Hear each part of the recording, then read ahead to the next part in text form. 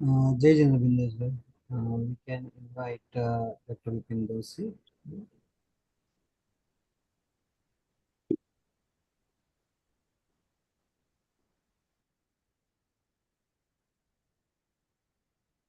Dr. Doshi is here? Yes. Okay. Jai Jinendra, everyone.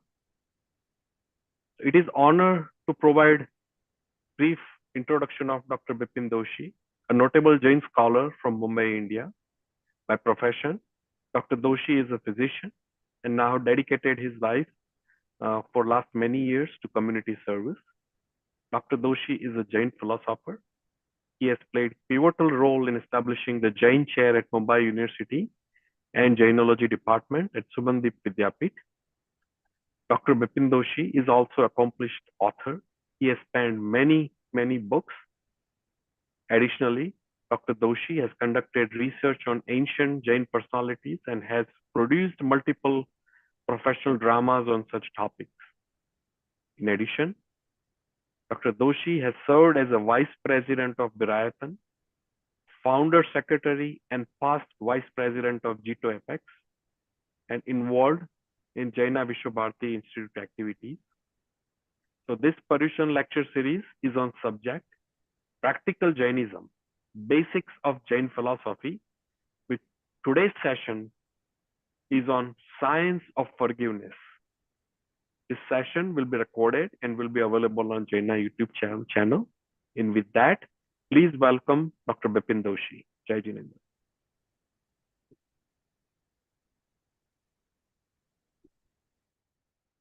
Jai Jinendra to everyone. Thank you, Bindesh Bhai, for this introduction. My today's topic is on forgiveness. So ideally, I would say that the topic is not on the forgiveness, but the topic is on anger. Because if you want to understand forgiveness, you have to first understand the anger. And when we talk about forgiveness, we have to, there are many aspects of forgiveness or anger. There is a social angle, there is a legal angle, there is a spiritual angle, there's a scientific background of forgiveness, and also at present there are many places where forgiveness clinic have started, so it has a therapeutic effect, also therapeutic implications. So today we will shortly discuss scientific part of this forgiveness, and also, if possible, the Jain perspective of forgiveness. Because in 1 hour to talk about forgiveness or anger is a bit difficult, but we'll try to make whatever best possible. I would like to share the slides. Okay.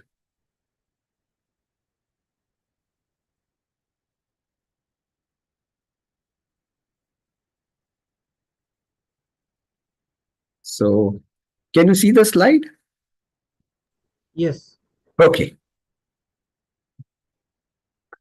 Now, see the story which we have been listening right from our childhood about the concept of forgiveness in Jain tradition.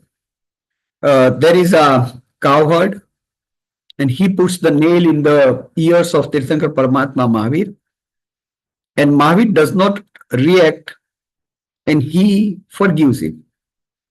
Now, according to me, this is not the story of forgiveness. You might be surprised that why am I saying so? According to me, or if I analyze this story is to tell us about the theory of karma. Tirthankar Paramatma says that, or feels that there was something which he did in his past life, and this is the fruition of that karma by which this coward has come there, puts the nail, and in the previous bow, this coward was the security guard of his palace. You might have heard about this story. What I want to again emphasize is that when we talk about forgiveness in Jainism, we should realize that the concept of forgiveness has got a very important aspect of theory of karma beneath that. we were used to, I have my mentor, and he used to tell me when I used to learn, bit of a practical Jainism from him. He used to tell me that whenever something adverse happens in your life, you put all your efforts and still the adversities come, then think that it is because of the fruition of your past karma, and that would relieve you. Obviously, the forgiveness will be one part of that, because when the adversities come, there could be nimitta. Nimitta is causative factor. It's not a causative factor, the incidental factor. Because in Jainism, we don't believe in causative factor as such. If I was to suffer because of the fruition of my karmic fruition, I will suffer, irrespective of who makes me to suffer. So the word which is used is nimitta. Here, the cowherd is nimitta. Cowherd is not a causative entity as far as putting the nails are concerned. And that's why Tirthankar Paramatma, it's not again what I want to emphasize is it's about the forgiveness, but at the same time it is about the theory of karma. So my mentor used to tell me that when adversity strikes you, in spite of all your efforts, think about the fruition of karmic karmas, that yes, something you did in past and today you are suffering because of that. But then I asked him another question, that suppose something good happens to me, what should I feel? And then he says, and it is very clearly written in Acharang Sutra, that when something good happens to you, don't take the credit yourself. Give credit to the other people also who are supporting you. Simple. Your driver takes you to the place right in the time. Your servant makes your food right in the time. Your other office people also help you to make the things happen. So it's not only you, but the people around you who work for you or who helps you to do the things well. So appreciate when something good happens, all the people who are there around, and please feel that if something goes wrong with you, it is because of your karmic fruition. So again, forgiveness and theory of karma has to be correlated very well in understanding forgiveness. Today, I'm not going to discuss about the social implication or the legal implication. I'll be focusing more on the science of forgiveness, a little bit about the spiritual aspect of forgiveness. See, during Parushanas, as probably I explained yesterday when I was talking about the Sadharmic Bhakti, that there are 5 mandatory duties or 5 kartavya which a Jain should definitely follow or observe during this Paryushana. And the one which is most important is about the forgiveness. Again, I would like to tell you about the concept of forgiveness in Jain scripture. If you see, the forgiveness has to start on the first day of Chaturmas. You see, today we are actually doing it on Savansari day, fine, because that's the place where social we all gather at one place, and then we make this day special day of forgiveness on Savansari Pratikraman. That's fine. That's traditionally done. But in past, when Sadhu Bhagavat used to go from one place to another place, and when they wanted, when they were starting Chaturmas, the first day there was a concept of forgiveness. That is, all the people who have come over here, they forgive each other. Once you forgive each other, there is an harmony, there is a bliss, there is a happiness, and your spiritual activity can really grow. Because if there are grudges amongst the people who are attending the Sadhu Bhagwan's sermons, then the things doesn't work. So the forgiveness actually starts right from the first day of Chaturmas. Obviously, we can go one step beyond and say that forgiveness is not an something to be done only during Chaturmas or something to be done only on Savansari day. Actually, the forgiveness should flow uh, in our heart every time. because there are incidences and there are events where you feel hurt, you feel that somebody has hurt you, and you continue to have that grudge, and because of that grudge, not only the person who has hurt you, but you yourself get hurt, or you use yourself get a lot of problem, either the emotional problem or many other problem following that. So here, again, forgiveness is not an event of a day. Forgiveness is not an event of only Chaturmas. The forgiveness has to be absolutely a characteristics or a virtue which we should try to imbibe in our life anytime, any day. So that is where I would like to start. I obviously I still remember a film which I saw somewhere in 1975. The film's name was Dushman, and I still quote this film many times. If you have a time to see this film, it's a wonderful film. It's a film which you will enjoy. I think it's Meena Kumari and Rajesh Khanna playing the important role. Uh, Rajesh Khanna is a rash truck driver and overruns the farmer who is the Meena Kumari's husband.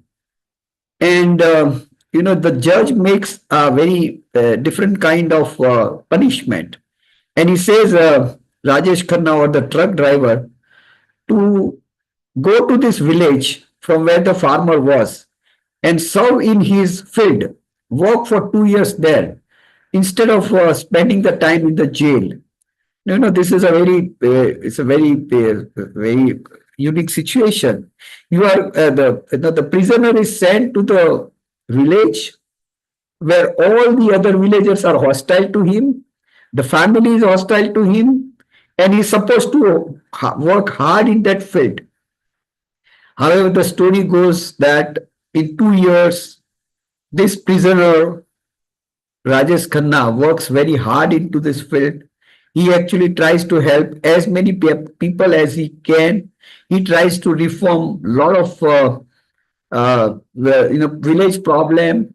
He also fights with the landlord or the people who are what we call jagirdar, and so over a period of 2 years, he becomes a popular figure in that village. Though he was a prisoner, though he was a culprit of killing one of their farmer, but yes, then the story unfolds at the end that the farmer's wife sees the change in this prisoner and marries with him, the widowed wife of farmer. So I still remember this kind of movies, and it inspires us that yes, a chance should be given to a culprit or a prisoner, and that might change society. Even if we see there are a lot of people who have even our Sadhu Bhagwant, and I can take an example of Sant Balji, who tried to reform the people in the small villages of Gujarat. And he successfully did this, what he called Suddhi Prayoga. That means you change the mind of the people rather than punishing them. Obviously, we have to, see a lot of things about the culprit, about his background, about his repeated mistakes or repeated crimes that he is carrying. Yes, all that is there. But today, again, I'm not going to discuss more on that. My presentation is basically on the scientific aspect of forgiveness. See, we see a lot of diabetes, heart problems, and hypertension in our society as of today. It is ever increasing disease. We also see that the cancer is increasing. People with highest level of stress were 32% more likely to have died from cancer. Depression has been found to be associated with an increased risk of coronary heart disease. The central and root cause of all physical and mental disease is anger. It always leads to painful situation. I need not go into the details of what happens in anger, how many muscles are used, or how is your mental state or how is your physical state.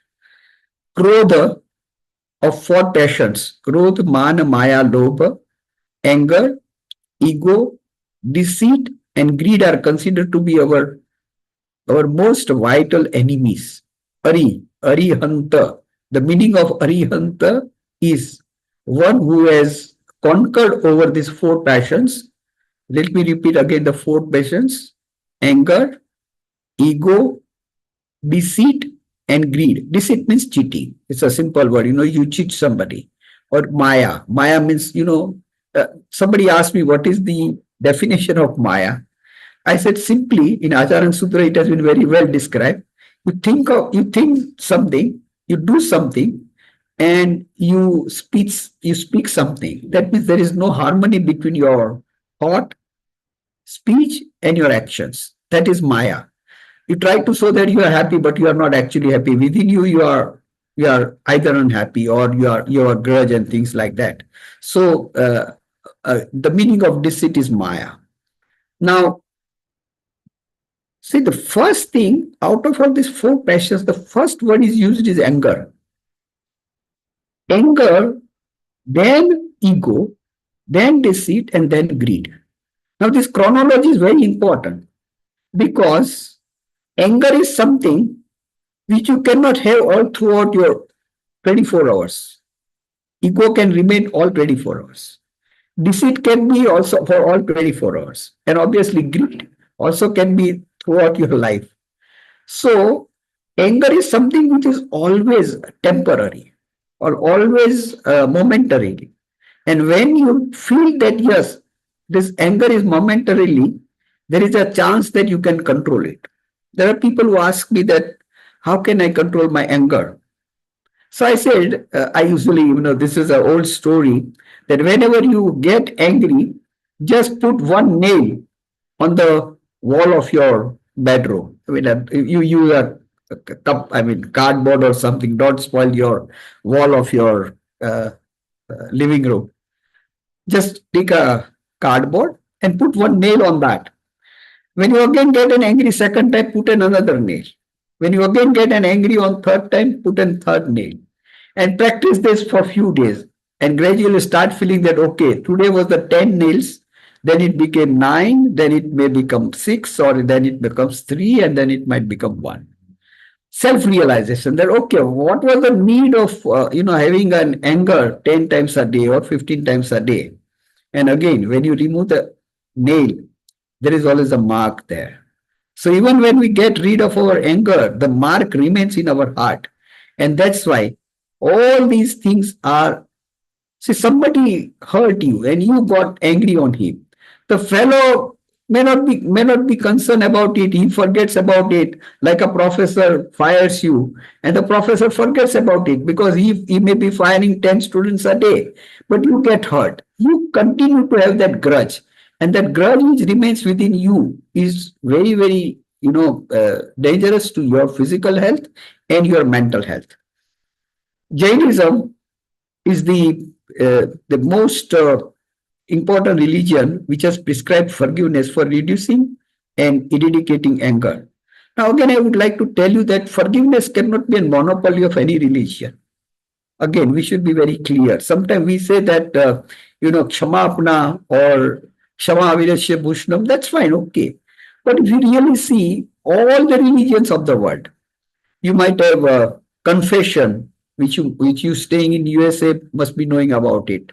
Then what is called is Pakkanna, which is a Buddhist word for Kshamapana. You also have a Kshamapana in namaz. 5 times you do it in a day. The Muslim people do 5 times in a day. So let us understand that yes, it is a very important aspect of Jain tradition, but at the same time, the forgiveness is a very important aspect in almost all the religion. When Jesus was crucified, he said, please forgive them. They don't know what they are doing. When uh, Mahatma Gandhi was shot, he also says, hey Ram, some people dispute about it, but anyways. And there are a number of incidences in our history where many people have forgiven the culprit. So again, forgiveness is universal. Forgiveness is something which is always there in all the religion, not because it's not question of forgiving somebody. It's a question of helping your own self. It's a question where a forgiveness actually helps you more than the person who has been who is a culprit. Jainism, one of the oldest living religion of India, allocates unique meaning and to the concept of forgiveness. It addresses forgiveness as the uh, obviously all of us know about this particular prayer which we always do. Khameni savve jiva kamantume, mitti me savve bhuvesu, veram mazam na kenai. See, this is very unique prayer that we usually recite. Khamemi savve jiva. That means I I request everyone to please forgive me. And I also forgive all of you. But then this is one word, but the second line is very important. Nitya Savva Bhuvesu. I'm friend to everybody. You have been listening to Samni ji about the friendship. See, the out of four bhavna, which we are reciting, Maitri Bhavanu, Pavitra Jaranu, Muja Yama Vaya Kare, Shubhata Va, Sakala Vishwano, Evi Bhavana Nitya Re. Now, this Maitri Bhav, the concept of friendship or the resolve of friendship, how important it is because the non-violence is a part of Maitri. When you have a friendship, a true friendship, you will not hurt anybody. And that's why in our Vyavhar Bhavna, the first is Maitri. I again go back to our four kashais that anger is easy to eradicate, ego is difficult to eradicate, Maya or deceit is still more difficult, and the greed is most difficult. And it's said that all the three passions arises out of the greed. The greed is the father of all three passions. And that's why anger is first one and easy to eradicate. There are some people who says that, oh my God, this man is lifetime, he is so, he's an angry man and cannot get rid of it. I think it's a wrong notion that if you really desire, you can learn to get rid of this anger which you might be having often. So again, coming back to these four bhavnas, Maitri, second is Pramoda, third is Karuna, and fourth is Madhyastha bhavna. The first is Maitri, because nothing would start if you don't have a concept of friendship. And the concept of friendship here is an universal. That means Maitri is not only to the friends which are there around. All living beings of this universe, I should offer the friendship. And I should see that they are my friends. Because parasparopagraho jivanam, we are all interdependent. Maybe it's air, maybe it's water, maybe it's ants, or maybe it's birds, or maybe it's other animal. We are all interdependent. So the friendship, the concept of friendship is described as the first virtue of our Vyavhar Bhavana. And then it says that after friendship, Pramoda, Pramod is virtuous, praising the virtuous. Again, here I go a little one step ahead and says that not only you praise the virtuous, but you praise any virtues which you see in a very common man also. Give you an example. You might have a driver, or you might have somebody working as a servant in your house. There might be some virtues which he possesses much better than us. And we should always try to think about those virtues.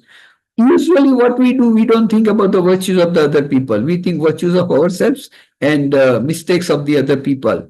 So here Tirthankar Paramatma says that develop friendship to each and every living being. See the virtues in them and praise them.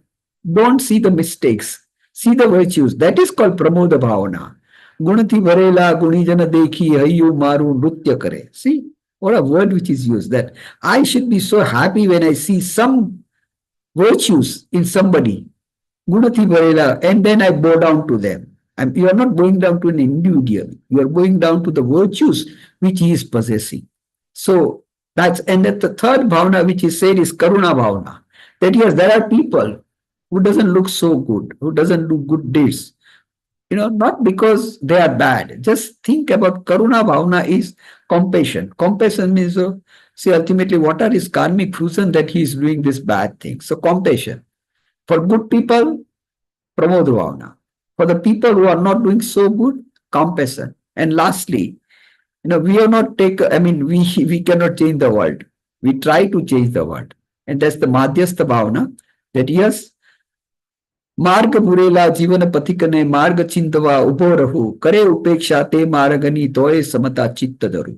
That means I will try to change the people's attitude, their whatever it is, but it's not necessary that I could do it all the time.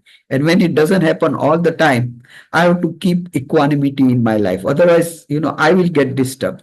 So this four Vyavar Bhavana is very important. And Maitri starts with controlling our anger and giving forgiveness. Now, what is the power of forgiveness?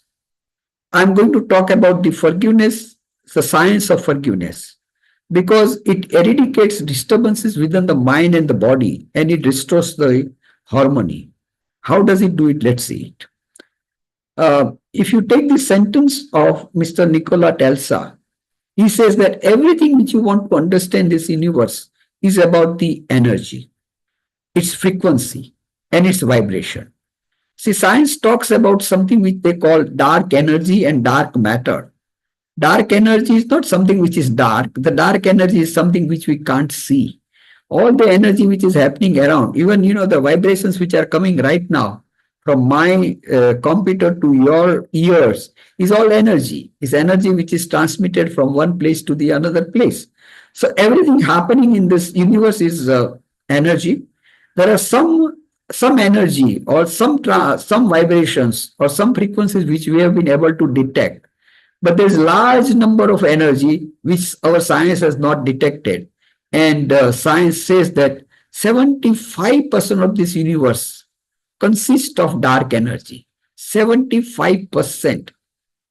26% consists of dark matter. Dark matter is again not the dark matter. Dark matter are the subtle particles like karmic particles which we have not been able to identify with our senses. And the 4% is visible universe. Whatever we see, millions and trillions of the galaxies and the stars and all that consist only of 4%. So this 75 or 76% of dark energy is nothing but it's an energy which could be either in the wave form. It's usually in the wave form, and you have to understand their frequency and vibration. So what happens when there is a communication between the two people? There is an energy which goes from one person to the another person, and from that person to us, and also the energy coming from the surroundings, or the people who are there. Sometimes what happens, you see a person and you start liking him, or sometimes you see a person whom you have never seen and you don't start liking him. Why? Because there is some energy transmission which happens between those two people where there is a like and dislike. So, understanding the negative emotions as the oscillations. Again, I told you that energy can be only measured by the oscillations which is produced by that. The emotions like anger, greed, ego, and deceit are brain waves with unique pattern and frequencies.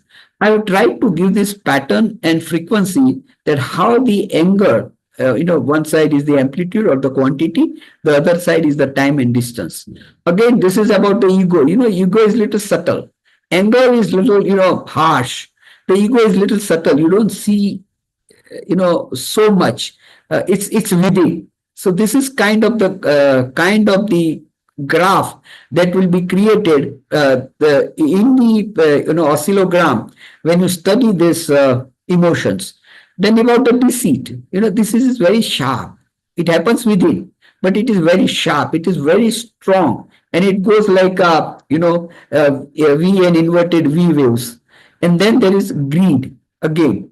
Greed is still faster. It's the frequency is much more. The amplitude is also very high. So this is how we can describe the negative emotions occurring in our brain because of the four major passions, that is anger, ego, deceit, and greed. Now, what happens because of this? Because of these negative emotions and oscillations, these waves disrupt our mental and physical state, causing chaos. You can't concentrate, you can't focus, you can't memorize, you cannot do the things the way you want to do it. You take a fight with everybody. For every small thing, there is a discord. So many things happen because the waves which are coming from your mind are not harmonious. They are, as I have given you in a very two, three colors, how these waves are emitting all the time from your brain.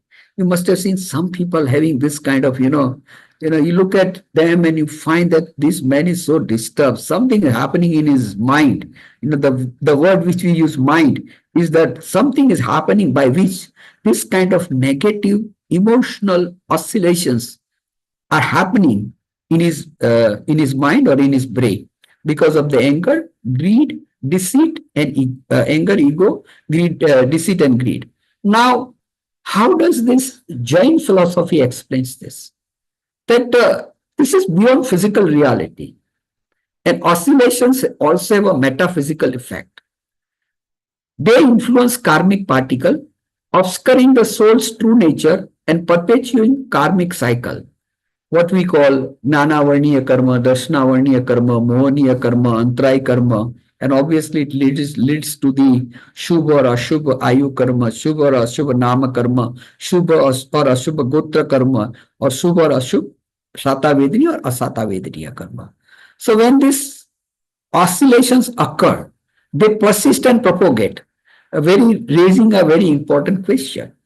Again, this is a chapter of No Tattva, where it is asked that, okay, when you do a bandha, karmic bandha, what happens after that? And that has been very nicely explained by the four words.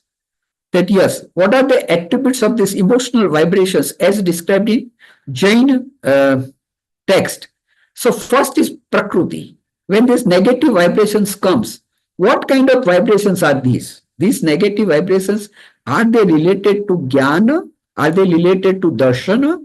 Are they related to your vitragata? Are they related to your benefits or virya? And accordingly, you describe them, the nature of these negative vibrations in terms of 8 types of karmas. Again, Gnanavarniya karma, Darshanavarniya karma, Mohaniya karma, Antray karma, Ayu karma, Nama karma, Gotra karma, and lastly the Vedaniya karma. So you, by this negative waveform, it can represent the prakriti of the karmic particle. Then it can also explain us the quantity. How much of this karmic particle has come or has been bonded to the soul, and that could be explained. The pradesh means quantity, prakriti means nature, the amplitude indicating the strength of the emotion. It depends on the quantity of the emotions. Then sthiti, the another question that, okay, I have bonded the karmic particle, how long will it persist? Whether they will persist for 1 hour, 10 hours, persist means when will be the fusion? What will be the duration of this karmic particle remaining within me in the dormant stage, and when they will have a fusion? And it said, like about the sthiti is sometime in Sagaropa. So like how long Mohaniya karma stays, if you think about all that, is actually, mind-boggling. So you have to understand sthiti, the duration, the time period showing how long the emotion persists. And lastly, anubhag. Anubhag means with what intensity you have bonded these karmic particles. And that, that can be seen as a rate of reception of the emotion. So the emotion can be really scientifically, can be put on the measure of oscillation, and then could be understood in terms of Jain principles of Bandha, where we discussed about Prakriti, nature, Pradesh, quantity, Sthiti is the duration, and the Anubhag or Rasa is the frequency. Now, How do we do the now? You want to restore all this what was going wrong. So forgiveness restores this tranquility and balance within. This is the main important part, a scientific aspect of restoring the harmony in your mind. It frees us from the burden of negative emotions, leads to more harmonious state of being. Understanding the science behind it can help us achieve inner space. See, if somebody tells you that, oh, forgive him, then you say, no, no, I don't want to forgive him. But if I explain you the science of forgiveness, if I take 10 minutes to sit with you and explain that how this grudge, anger is destroying your character or destroying your personality, then the person would understand. So in the clinic, forgiveness clinic, the scientific background is given to the patient, explain that it's not a question of pardoning somebody or forgiving somebody. The more important part is that when you forgive, you are benefited. And that's why, I mean, obviously, there are people who charge. In India, also, I've seen some of the people, they charge about a lakh of rupees for doing this therapy. And yes, it helps. It helps a lot of people. So, restoring the harmony within is the most important part of science of forgiveness. Now, this is just a small understanding of what happens. See, somebody hurts you. There's a repetition of anger because anger was lying within. That what we call the Mohaniya karma was lying within. So there is an excessive reaction to the whole thing, or excessive corticosteroids which are secreted, and then you get high blood pressure. You get I'm sorry, I have written hypoglycemia. It should be hyperglycemia, damage to the working efficiency and your poor well-being, mainly related to your corticosteroids.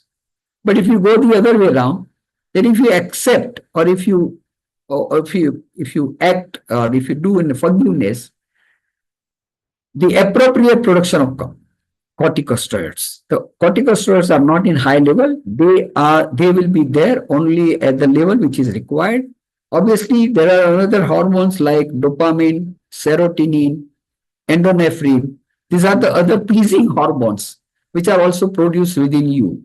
And that leads to a well-being, which could be a physical well-being, it could be a psychological well-being, and also the emotional well-being. So this is just to simply explain how the hormones, steroids and other hormones are there in our concept of anger and forgiveness.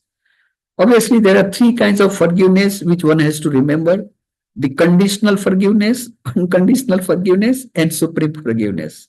I gave you that example of the film which I saw, Dushman. It's a conditional forgiveness.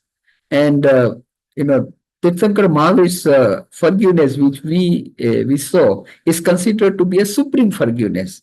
That yes, there was a chance that he will get angry with such a severe pain in his ears, but he forgives the person. Again, I just want to tell you one important thing, which I have been always repeating, that the story of this kind of forgiveness, actually, you have to go back to understand the theory of karma. So, the four stages of forgiveness, there are a lot of clinics which have started in USA and many places. And this is the typical Dr. Roberts Enright's process model of forgiveness, that how you should, clinically, when we learn about forgiveness, this is the four stages of forgiveness which we are taught in detail. I've just put the major lines over here, that what you have to do is uncovering phase, then decision phase. I mean, that means the person has to be taught like this, that the first is an uncovering phase, then you make a decision to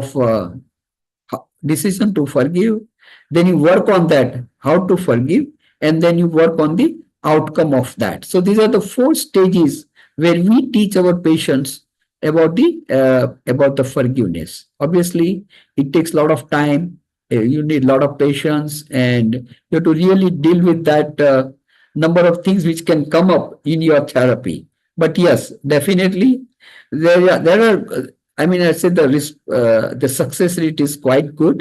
And as I told you, if you go scientifically, if you just tell somebody that forgive him, then it's difficult. But if you give a scientific background and a background where you convince the patient that forgiveness is not about forgiving the other. Forgiveness is about for your mental well-being or your physical well-being, and then it does work.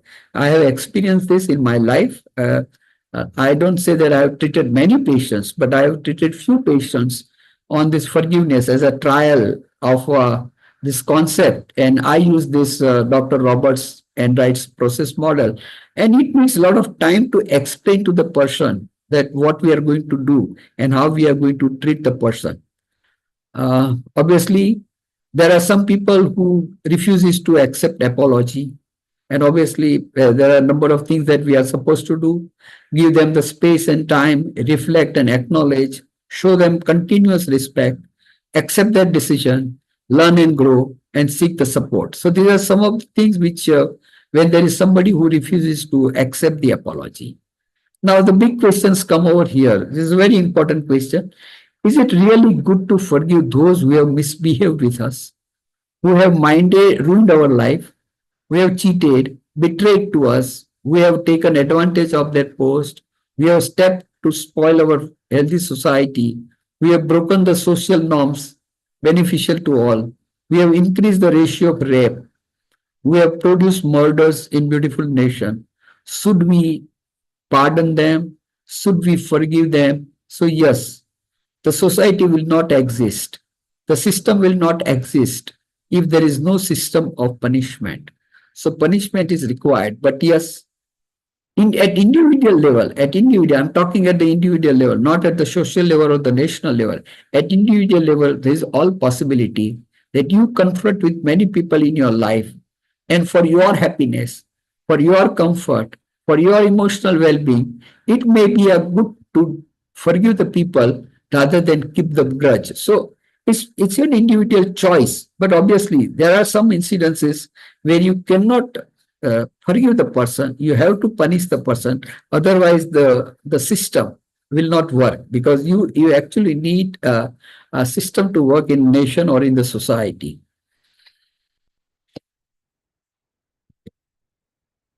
Lastly, I consider this as also a very important part. This we called pratikrama, a self-forgiveness. Forgive yourself, because you are not perfect. We all are not perfect. We are bound to do mistake. You know, the saying is that to err is human. ભૂલ તો લોકો કરે જ, આપણે કરીએ જ, ભૂલ તો થાય જ, you know. So obviously it doesn't mean that you do mistakes, but it can happen. And when it can happen, don't have a guilt, but have a grace in yourself that, okay, I mean, this is my mistake and yet it happens in my life. But let me come over that, rather than keeping a guilt feel that, okay, my God, I did this mistake. I shouldn't have done this mistake. And then you carry on that guilt all the time. And again, it disturbs your physical, emotional, and psychological well-being. So tell yourself that you are still learning. You are learning. You did a mistake, but you will not do it again. So this is a question of learning.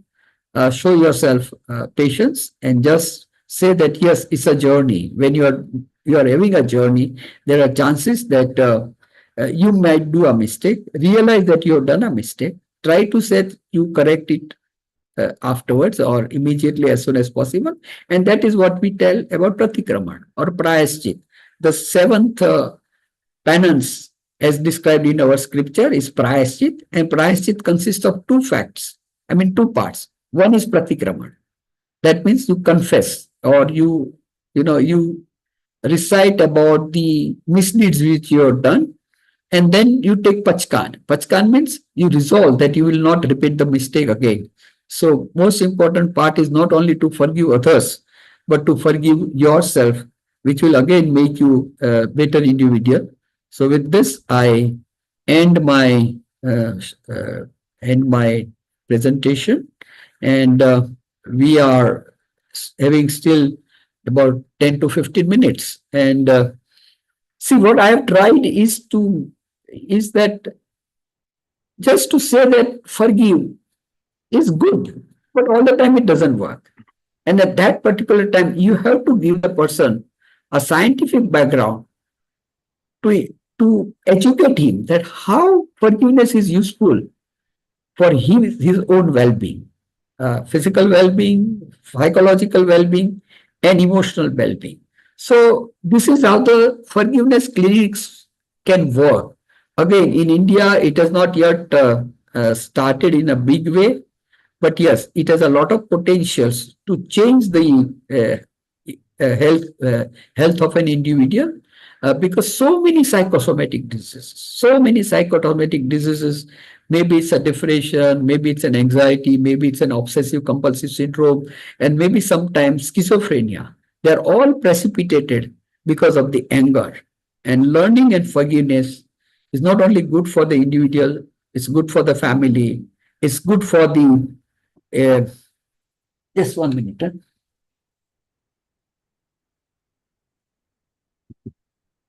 Showed me that my battery is low. Thank you. So again, so this is how we, as a physician, and also being a Jain followers of Jainism. I don't want to use the word Jain scholar because that's a very big word. But knowing little bit about Jainism and how you can use the concept of bandha, like prakrut nature or prakriti pradesha, anubhaga, all that, and teach the people the concept of forgiveness as prescribed in our scripture. Again, I would like to say that forgiveness is not the monopoly of Jains. Forgiveness is probably happening in all the other religions, and good practice of forgiveness will be useful for individual and the society. Thank you very much. Now, if you have any questions, I'll try my level best to answer those questions. Thank you, Dr. Doshi. So anyone who has a question? So yes, Angelica has a question. How could this good principle be preached to nations who are very hostile and at war? I'm concerned about perpetual wars in the world, and we are threatened by universal destruction by nuclear war. That is how I became interested in non-violence as the way we should teach to everybody. So the war has never brought the peace. That's well understood by all of us. And we also know the causes of war, why it happens. Now, I don't say that you can, like China attacks India and India should forgive China. Or I don't say that X country attacks on Y country and you should forgive them. And that's why actually, in Jainism also, Shama Virasya Bhushanam. So the forgiveness is not something of a cowardness. Forgiveness has to be out of that. You are capable of not to forgive, but still you are forgiven. So that concept should come. But yes, what you have been saying is right. The world is going in a way that sometimes you find, or you may say that, recently a girl was speaking to me.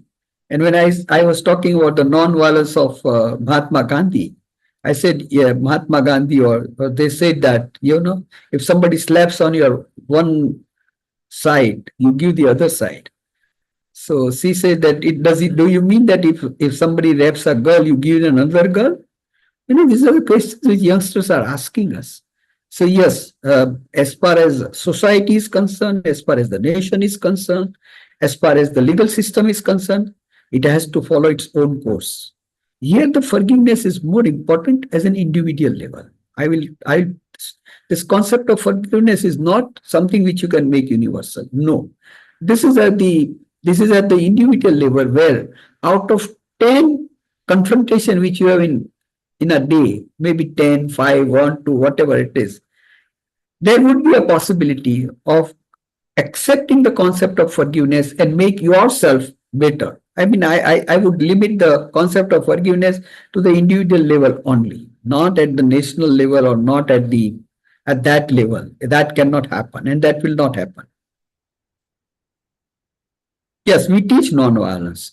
That's something which we should, but I'll tell you again. I mean, I'm a little pessimistic about this. That there are people who teach non-violence. So let's say that there are 5 people who teach non-violence, but there are 500 people in this world who teach violence. So that's where we are. That's where the society is going. Anyone who wants to ask the question, they can unmute themselves and also ask the question if you don't wish to. Yes, Dilip bhai.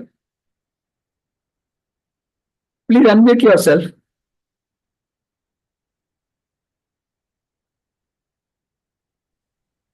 You made one concept very clear today, that the forgiveness is at individual level, not at a society level. In other words, the society has to deal with any infringement according to the law and what have you. But we, the individuals, can forgive as a interpersonal relationships. That clarifies something that a lot of times in America, when I talk about this, the people say, how about Hitler? Would you forgive Hitler? And naturally, it comes from certain quarters that, what he did was unforgivable. Probably at a society level, that is true. But the person whose family member was hurt by Hitler or his activities can still forgive. That is the lesson of Jainism. Thank you. As all of us know, ideology is an ideology which cannot be practiced to the full extent. And whenever there is an ideology, you have to really understand that where it is doable and where it is not doable. And Ashwin has a question. Ashwin, please unmute and ask the question. If possible, please put on your camera. If possible. It's all right. Thank you. Sorry. Anyway, અત્યારે India Bangladesh માટે હસીનાને invite આશ્રય આપ્યો છે. હવે that is good cause, પણ સામે we got anger of whole country against India. So what is the balance? God. Well, ultimately, I'm not a person to answer this question, but I can just tell you what I can understand from that is that such things happen in the society or in the nation. It's a very short-term memory, and it goes away by the time, there was a time when Bangladesh was with us. There was a time when Bangladesh was not with us. And right now also, there are so many people in Bangladesh who are with Hasina and who are with India. And there are few people who are not with India and Hasina. So, this political turmoil do come at various level. And I think we have to keep cool. We have to let the time pass, and then gradually the things are taken care. And then obviously, whatever damages you might have incurred because of giving a political asylum to Hasina, and you have to correct that, and that can be corrected very easily. Dr. Desai, Dr. Doshi, we have few more questions on the chat. We would like to give everyone a chance. As I told you, and Dilip has very clearly understood that it's at the individual level. Let's not talk it at the national level or the social level, also society level. Okay, we have 3 questions. One from Anu quickly. It happens that when we hear some inspirational session, we forgive, but after some time it doesn't work. We still have that grudges. So can you help why this happened? Now, why did I forgive? Again, you have to understand that I forgive. In Jain philosophy, there are 2 reasons. One is that I understand that the adverse thing which has happened to me is not because of that person or that situation. It has happened because of karmic fruition, of my own karmic fruition. It's a very clear teaching of Jainism. One. And second thing, When I forgive the other people, do I do a favor to him or I do a favor to myself? If you ask these two questions to yourself, you will have an answer to that. You forgive person once for your comfort. You forgive the person second time again for your comfort. Then only forgiveness works. Otherwise, it doesn't work. That means you feel that okay, you forgave the person and you are, it created ego or you created something in your mind. That doesn't work. That's not the true nature of forgiveness. Okay, another question from Natasha. What's your advice on self-forgiveness for mistakes made by a physician that can be harmful to the patient? Oh my God, this is a very personal question to me. You know, physicians are likely to do the mistakes. Physicians are not God. It's an error of judgment can occur. There are very rare incidences where you can really say that as a medical negligence. But there is a system by which lawyer makes money. The patient sues the physician. This doesn't happen more in India, but yes, it does happen into developed country a lot. Ideally, I mean, this is my perception that physicians usually don't do a mistake. It's an error of judgment. It's not a mistake. You should understand the error of judgment and the mistakes. See, if the judge makes an error of judgment, he is not punished. If the chartered accountant makes an error of judgment or error, he is not punished.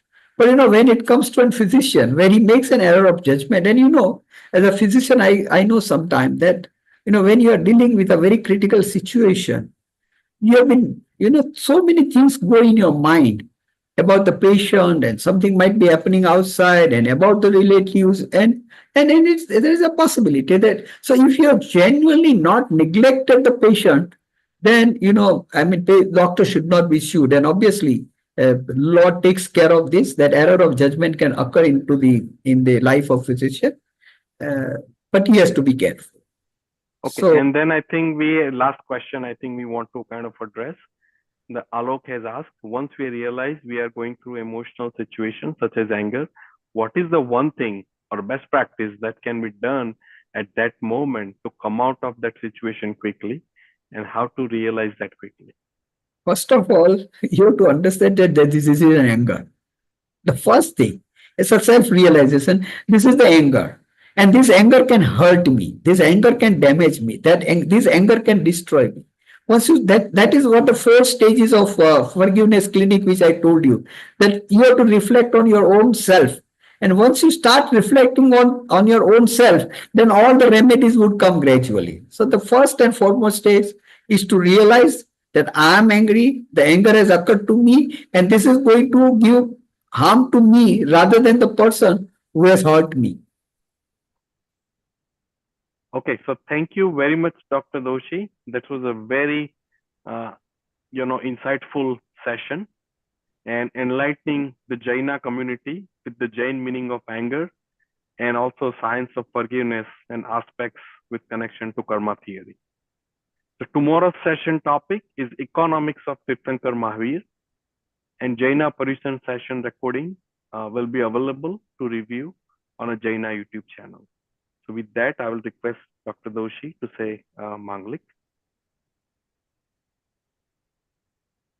Tattari Manglam Ariyanta Manglam Siddha Manglam Sahu Manglam Kevdi Panatto Dhammo Manglam Chattari Logutama Ariyanta Logutama Siddha Logutama Sahu Logutama Kevdi Panatto Dhammo Logutama Chattari Sharanam Paujami Ariyante Sharanam Paujami Siddhe Sharanam Paujami Sahu Sharanam Paujami Kevdi Panatto Dhammo Sharanam Paujami ચાર શરણા કરે જે ભવસાગરમાં નવ ડૂબે તે સકળ કર્મનો આણે અંત મોક્ષ તણા શુક્લે અનંત ભાવ ધરીને જે ગુણ ગાય તે જીવ તરીને મોક્ષે જાય સંસારમાં એ શરણાચાર અવર શરણ નહીં કોઈ જે નર નારી આદરે તેને અક્ષય અવિચળ પદ હોય અંગૂઠે અમૃત વસે લબ્ધિ તણા ભંડાર ગુરુ ગૌતમને સમરીએ વાંછિત ફલદાતા નમો અરિયંતાણંગ નમો સિદ્ધાણંગ નમો આયર્યાણંગ નમો ઉજ્જાણંગ નમો લોહિત સૌ સાવણંગ એસો પંચ નમોકારો સવ પાવ પણાસણો મંગલાણમ ચ સવેસી પડમ હવૈ Mangalam પડમ હવૈ Mangalam. Thank you, everyone. I'm ending this meeting for all. Thank you. Jai Jain.